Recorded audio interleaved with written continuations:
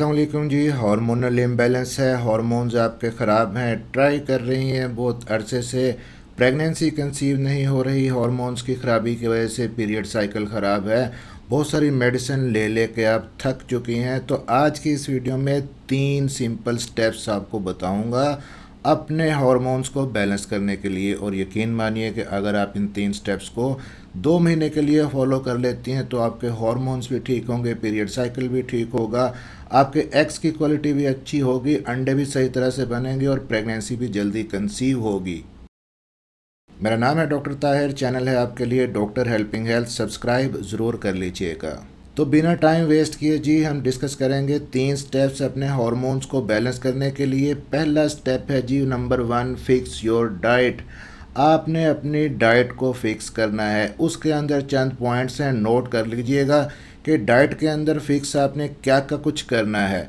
जो कुछ आप खाती हैं उस पर बहुत ज़्यादा डिपेंड करता है आपके हार्मोन्स का ठीक होना या ना होना। अब डाइट के अंदर जी पहली चीज़ आपने पैकेट स्नैक्स बंद कर देने हैं। अब ये पैकेट स्नैक्स कौन से होते हैं? बिस्किट है, कुकीज़ हैं, लेज़ हैं, निम्को है, फ्रूट जूसेस हैं, चिप्स हैं, सोडा ड्रिंक्स हैं। ये जो सारे स्नैक्स आप यूज़ करती हैं इनके अंदर excessive sugar, excessive salt use होता है। इसके अलावा रिफाइंड इनके अंदर ऑयल यूज़ होता है और बहुत ज़्यादा आर्टिफिशियल एडिटिव्स होते हैं इनके अंदर। और ये जो सारी चीज़ें हैं आपकी बॉडी के अंदर फ़ौरन जाके इन्फ्लेमेशन पैदा कर देती हैं, सोजिश पैदा कर देती हैं। और ये जो इन्फ्लेमेशन या सोजिश होती है ये पहला स्टेप होता है आपके हार्मोन्स की ख़राबी की तरफ। अब नंबर 2 पे जी डाइट के अंदर सीजनल फ्रूट्स और वेजिटेबल्स लें और होल फ्रूट्स खाएं। प्रेफर करें कि आप उनका जूस पीने की बजाय फ्रूट एज ए होल इस्तेमाल करें।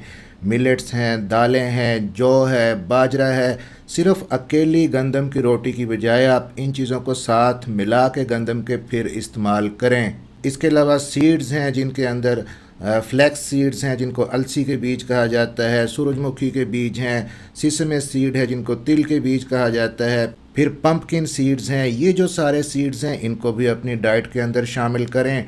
विटामिन्स और मिनरल्स का बहुत ही इम्पोर्टेंट रोल होता है आपकी बॉडी के अंदर हार्मोन्स को बैलेंस करने के लिए।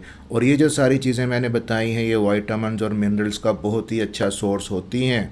अब जी डाइट के अंदर तीसरी चीज़ आपने क्या करनी है कि अगर आपके हार्मोन्स ख़राब हैं, हार्मोनल इम्बैलेंस है आपका, तो याद रखिएगा कि आपने फ़ैट बंद नहीं करनी। आपने फ़ैट लेनी है लेकिन अच्छी क्वालिटी की फ़ैट लेनी है क्योंकि फ़ैट बहुत ही ज़रूरी होती है हार्मोन्स को बनाने के लिए।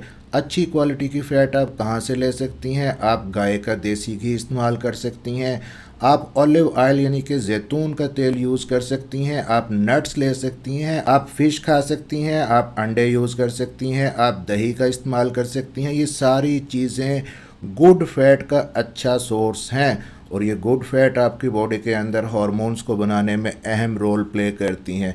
तो इसलिए इनको भी अपनी डाइट के अंदर लाजमी शामिल करें। और नंबर 4 पे अपनी बॉडी को देखें कि कहीं किसी चीज़ की डेफिशिएंसी तो नहीं है, किसी चीज़ की कमी तो नहीं है आपकी बॉडी के अंदर। बाज़ औक़ात कुछ एसेंशियल विटामिन्स और मिनरल्स होते हैं, अगर बॉडी के अंदर उनकी कमी हो जाए आपके हार्मोन्स ख़राब होना शुरू हो जाते हैं। और ये एसेंशियल विटामिन्स मिनरल्स कौन कौन से होते हैं जो जनरली आपने देखने हैं? आयरन है, कैल्शियम है, विटामिन बी है, विटामिन सी है, विटामिन डी है। ये विटामिन जब आपकी बॉडी के अंदर कम होते हैं तो आपके अंदर मूड स्विंग्स ज़्यादा होते हैं, आपकी तबीयत के अंदर चिड़चिड़ापन ज़्यादा आता है, आपके मेंसेस का साइकिल डिस्टर्ब हो जाता है और ओवरऑल आपके जो हार्मोन्स का बैलेंस है वो ख़राब हो जाता है। तो हो सके तो आप अपने इन विटामिन्स का एक टेस्ट करवा सकती हैं लैब से, और जिस भी विटामिन का लेवल आपकी बॉडी के अंदर लो आ रहा है तो डाइट के साथ साथ उसका सप्लीमेंट अपने डॉक्टर से रिकमेंड करवा के आप लाजमी साथ में शुरू करें। अब जी यहाँ तक तो हमारा पहला स्टेप था डाइट के हवाले से। अब दूसरे स्टेप की बात करते हैं कि आपने अपने लाइफस्टाइल को चेंज करना है। लाइफस्टाइल को चेंज करने के लिए पहली चीज़ नंबर 1 पॉइंट कि अगर आप बैठी रहती हैं, सेडेंटरी लाइफस्टाइल है आपका, आपकी कोई एक्टिविटी नहीं है, तो आपने अपनी बॉडी को मूव करना है, एक्सरसाइज शुरू करनी है। अब यहाँ पे ऐसा नहीं करना कि आप एकदम से हैवी एक्सरसाइज शुरू करें, जिम ज्वाइन कर लें, लेकिन फिर चंद दिन आप करती हैं उसके बाद आप थक के बैठ जाती हैं। इसका उल्टा बैड इफ़ेक्ट होता है आपके हार्मोन्स के ऊपर। कोई भी एक्सरसाइज शुरू कर लें, चाहे कोई हल्की फुल्की एक्सरसाइज करें, 30 से 35 मिनट की वॉक या चहलकदमी ही शुरू कर लें, लेकिन उसको कंसिस्टेंटली करें, डेली बेसिस पे करें। जब आप कंसिस्टेंटली एक्सरसाइज करेंगी तो उससे होगा क्या, आपकी बॉडी के अंदर एक तो इंसुलिन का लेवल ठीक रहेगा, दूसरा आपकी बॉडी के अंदर कॉर्टिसोल का लेवल नहीं बढ़ेगा, और ये चीज़ें जब होंगी तो आपकी स्ट्रेस भी कंट्रोल के अंदर रहेगी और साथ में आपके हार्मोन्स भी बैलेंस के अंदर रहेंगे। आप अगर प्लास्टिक के बर्तनों में खाना खाती हैं, प्लास्टिक की बॉटल्स के अंदर, ग्लासेस के अंदर अगर आप पानी पीती हैं, तो आप इन चीज़ों को छोड़ दें। आप बहुत ज़्यादा कॉस्मेटिक्स अगर चेहरे के ऊपर लगाती हैं, उनको छोड़ दें। आप जो क्लीनिंग मटेरियल अगर आप यूज़ करती हैं घर के अंदर, जैसे कि ब्लीचिंग है, सरफ है या हार्पिक है, एसिड हैं साफ़ करने के लिए अपने टॉयलेट को, वॉशरूम को, तो इन सारी चीज़ों के अंदर बहुत ज़्यादा केमिकल्स होते हैं जो आपके जिस्म के अंदर एब्जॉर्ब होके आपके एंडोक्राइन सिस्टम को ख़राब करते हैं। और जब आपका एंडोक्राइन सिस्टम ख़राब होता है तो आपके हार्मोन्स डिस्टर्ब होना शुरू हो जाते हैं।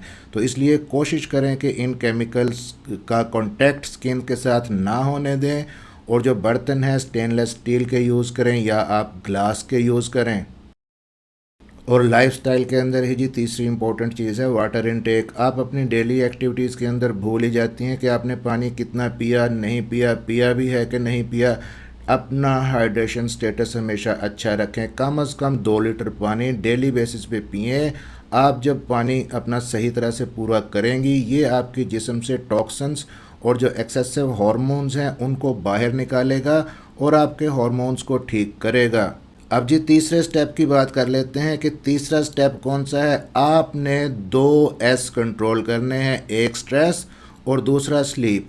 ये दोनों एस अगर आपके डिस्टर्ब हैं, आपको स्ट्रेस ज़्यादा है या आपकी स्लीप की क्वालिटी अच्छी नहीं है, इन दोनों चीज़ों से आपकी बॉडी के अंदर एक तो कॉर्टिसोल का लेवल बढ़ेगा और दूसरा इंसुलिन रेजिस्टेंस आएगी, और ये दोनों चीज़ें फिर आगे चलकर आपके हार्मोन्स को ख़राब करेंगी।